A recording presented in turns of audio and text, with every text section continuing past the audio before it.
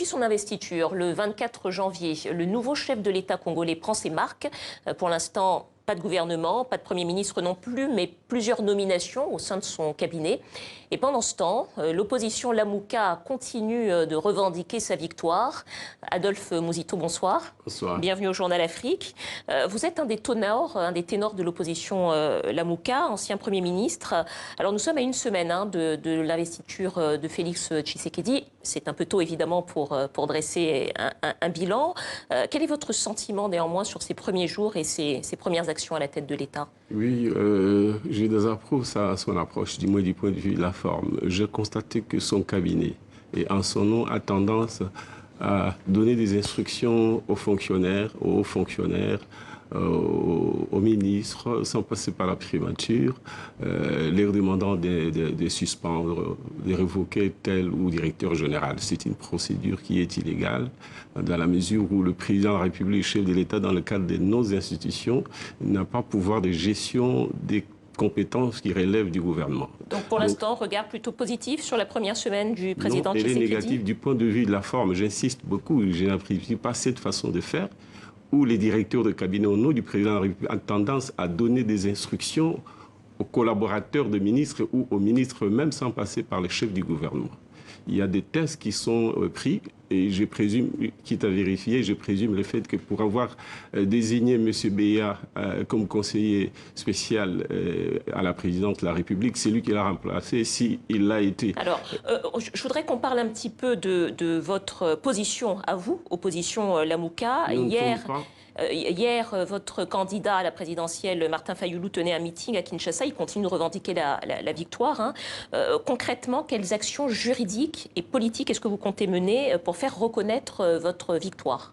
D'abord, nous refusons de considérer que M. Fayulu est un candidat, moins encore comme un opposant. Nous ne sommes pas l'opposition. L'opposition, c'est l'autre camp, c'est dont le projet politique a été rejeté par le peuple. Il s'agit du projet du candidat des FCC, du projet de M. Vous considérez donc Martin Fayulu élu? Voilà, comme président élu, c'est nous qui incarnons la majorité, c'est nous qui sommes du côté du peuple, qui sommes du côté de la Constitution. Nous ne sommes pas une opposition. Qu'est-ce que vous comptez faire pour faire reconnaître cette victoire qui n'a pas été reconnue par la Cour constitutionnelle? Nous sommes du côté du peuple. Le peuple va s'organiser, il va faire la résistance pacifique pour que nous revenions. Déjà hier, vous avez entendu le peuple, hein, à la manifestation de Sainte-Thérèse à Kinshasa.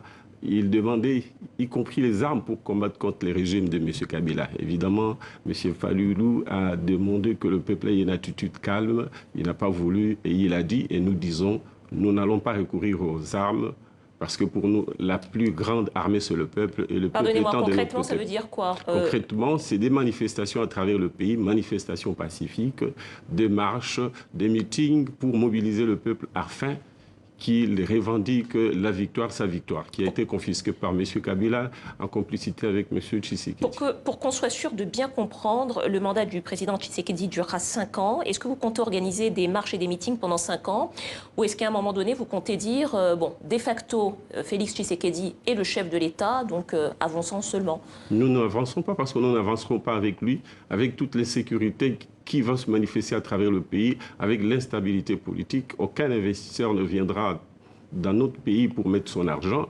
Et il y aura un front social qui existe déjà. Le front social fera qu'ils seront obligés de venir négocier afin que finalement on trouve une solution à la crise actuelle qui est une crise de légitimité.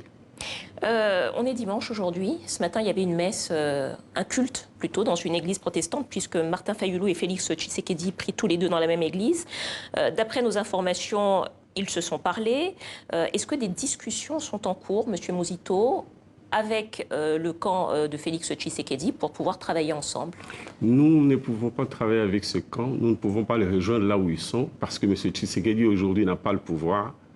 Il a négocié avec M. Kabila pour qu'il renonce aux prérogatives constitutionnelles d'un chef de l'État, d'une part. D'autre part, il n'a pas la majorité, parce que le camp de M. Kabila a pris tout le pouvoir. C'est 70% du Parlement de ce pays. Je vais vous poser la question de façon directe. Est-ce que des discussions sont en cours avec la coalition Cash et le président Tshisekedi? Non.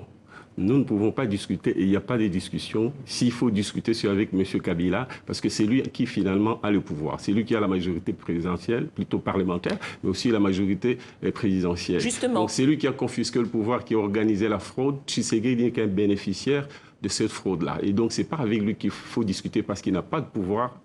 Et ce n'est pas lui qui a pris le pouvoir, c'est M. Kabila qui a pris le pouvoir. Justement, vous parlez de la majorité. Alors, actuellement, vous n'avez même pas un tiers de la majorité dans les différentes assemblées, législatives, provinciales. Oui, tout simplement parce qu'il y a eu fraude. Certes, si vous le dites. Comment est-ce que vous comptez faire exister l'AMUCA, qui, je le rappelle, n'est pas un parti politique, mais une coalition, si vous n'existez pas politiquement et si vous ne vous insérez pas dans le jeu politique actuel? Comment est-ce que vous comptez procéder? Le jeu politique actuel, il est institutionnel. Et nous y sommes absents, nous y serons absents à ce que, dans la configuration actuelle des rapports de force au sein des institutions, ils sont supposés nous avoir battus. Mais dans la réalité, c'est nous qui les avons battus. Alors nous, nous existerons dans le peuple parce que finalement, c'est le peuple qui a... Mais dans les manifestations, dans l'activité, parce que le peuple est avec nous, il nous soutient. Vous avez vu hier le meeting de l'AMUCA. Vos images les traduisent beaucoup plus clairement. Dernière question, Monsieur Mouzito. Pendant et après le meeting d'hier, justement, de l'AMUCA, plusieurs militants ont été entendus en train de chanter des appels au meurtre contre les Balouba. On voit les images, on va voir les images qui circulent sur les réseaux sociaux, qui ont été filmées. Les Balouba, qui est donc la communauté ethnique du président Félix Tshisekedi. Qu'est-ce que l'AMUCA a à dire à ce sujet? Ce sont des militants qui revenaient du meeting de Martin Fayulu. Grâce au sens élevé des responsabilités des dirigeants de l'AMUCA, à savoir M. Jean-Pierre Bemba, M. Katumbi, M. Matungulu, M. Fayulu Martin, ainsi que moi-même, nous avons fait un appel, alors que nous tous, on était en colère, le peuple y compris, nous avons fait un appel au calme à la population, parce qu'au lendemain de la promulgation des résultats, le peuple qui a majoritairement voté l'AMUCA, nous allons, nous allons toujours demander au peuple. Hier, Fayulu a dit à la population de rester calme, d'avoir une approche pacifique. Voilà, c'est ainsi qu'il a dit, nous n'allons pas recourir aux armes. Merci à vous, Adolphe Mouzito, ténor de l'AMUCA, la coalition de l'opposition, ancien Premier ministre. Merci d'avoir répondu à nos questions. C'est moi qui vous remercie.